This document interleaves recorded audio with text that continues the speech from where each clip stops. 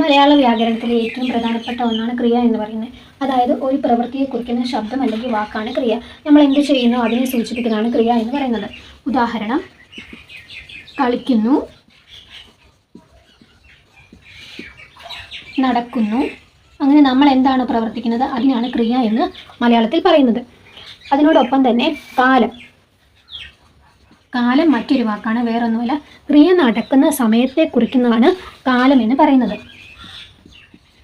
ക്രിയ നടക്കുന്ന സമയം, അതാണ് കാലം. കാലം പ്രധാനമായിട്ടും ഭൂതം,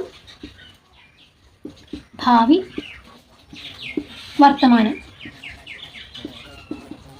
കഴിഞ്ഞു പോയ സംഭവങ്ങൾ പറയുന്നത് ഭൂതകാലം, നടക്കാനിരിക്കുന്നത്, വരാൻ പോകുന്നത് ഭാവി കാലം, നിലവിൽ നടന്നുകൊണ്ടിരിക്കുന്ന ക്രിയയാണെങ്കിൽ അത് വർത്തമാനകാലമായിരിക്കും സൂചിപ്പിക്കുന്നത്. ക്രിയയുടെ കാലത്തെക്കുറിച്ച് പറയുമ്പോൾ കാലം പ്രധാനമായിട്ടും ഭൂതകാലം, വർത്തമാനകാലം, ഭാവികാലം. ഭൂതകാലം എന്നത് കഴിഞ്ഞുപോയ സംഭവത്തെ, അതായത് ക്രിയ നടന്നു കഴിഞ്ഞു എന്നതിനെ സൂചിപ്പിക്കുന്നു. വർത്തമാനകാലം നിലവിൽ ക്രിയ നടന്നുകൊണ്ടിരിക്കുന്നതിനെ സൂചിപ്പിക്കുന്നതാണ്. ഒപ്പം ഭാവികാലം എന്ന് പറയുന്നത് ക്രിയ നടക്കാൻ പോകുന്നതിനെ സൂചിപ്പിക്കുന്നു.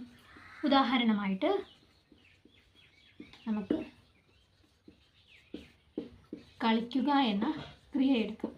അതിൽ ഭൂതകാലം എന്ന് പറയുന്നത് ക്രിയ സംഭവിച്ചു എന്നതിനെയാണ് സൂചിപ്പിക്കുന്നത്. അപ്പോൾ ഇത് ഭൂതകാലത്തിലാക്കുമ്പോൾ കളിച്ചു. വർത്തമാനകാലം നിലവിൽ ക്രിയ നടന്നുകൊണ്ടിരിക്കുകയാണ്, അതായത് കളിക്കുന്നു. അടുത്തതായിട്ട് ഭാവികാലം, ക്രിയ സംഭവിക്കാൻ പോകുന്നതേ ഉള്ളൂ, കളിക്കും.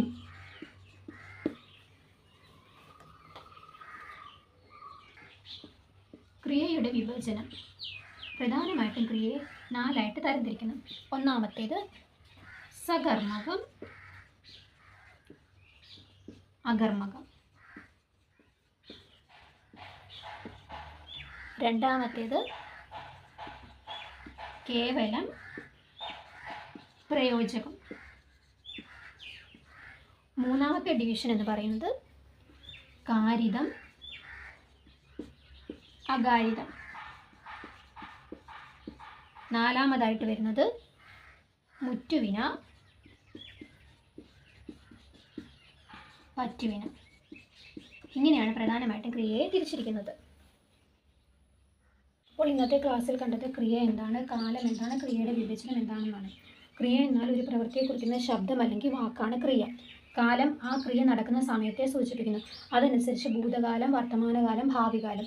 ക്രിയ കഴിഞ്ഞു പോയതാണെങ്കിൽ അത് ഭൂതകാലം എന്നും, നടന്നുകൊണ്ടിരിക്കുന്നതാണെങ്കിൽ അത് വർത്തമാനകാലം എന്നും, ക്രിയ നടക്കാനിരിക്കുന്നതാണെങ്കിൽ ഭാവികാലം എന്നും പറയുന്നു. ഇനി ക്രിയയുടെ വിഭജനം. വിഭജനങ്ങൾ പ്രധാനമായിട്ടും സകർമ്മകം, അകർമ്മകം, കേവലം, പ്രയോജകം, കാരിതം, അകാരിതം, മുറ്റുവിന, പറ്റുവിന. അങ്ങനെ 2 എണ്ണം വീതം വെച്ച് 4 വിഭജനമാണ് ക്രിയയ്ക്ക് ഉള്ളത്. ഓക്കെ, അപ്പോൾ അടുത്ത ക്ലാസ്സിൽ ആ വിഭജനങ്ങൾ എന്തൊക്കെയാണ്, അത് ഏത് തരത്തിലാണ് അങ്ങനെ വിഭജിച്ചിരിക്കുന്നത് എന്ന് കാണാം. ഓക്കെ.